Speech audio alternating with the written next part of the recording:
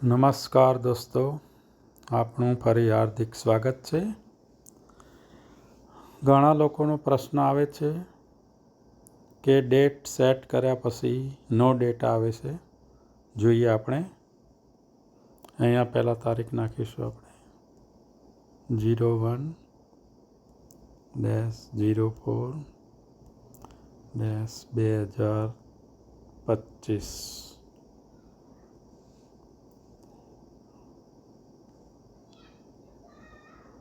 31/3/26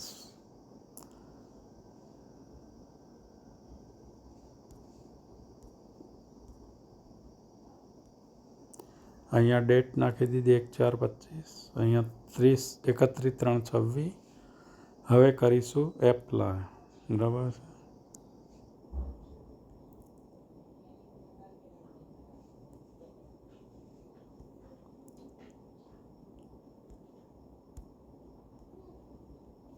no data available in table. આનો મતલબ એવો થાય કે હજુ પાર ક્રિએટ કરવામાં આવેલ નથી. હેડ ઓફિસ અથવા આપણા ડિપાર્ટમેન્ટ તરફથી પાર ક્રિએટ કરવામાં આવશે, ત્યારબાદ અહીંયા પાર દેખાશે. ત્યાં સુધી દેખાશે નહીં. એટલે ત્યાં સુધી નો ડેટા અવેલેબલ ઇન ટેબલ આવશે. એટલે ચિંતા કરવી નહીં. 15 તારીખ સુધીમાં 15/4 સુધીમાં ક્રિએટ થઈ જશે. પછી તમે પાર ભરી શકશો. ઓકે, થેન્ક યુ દોસ્તો. Bye bye.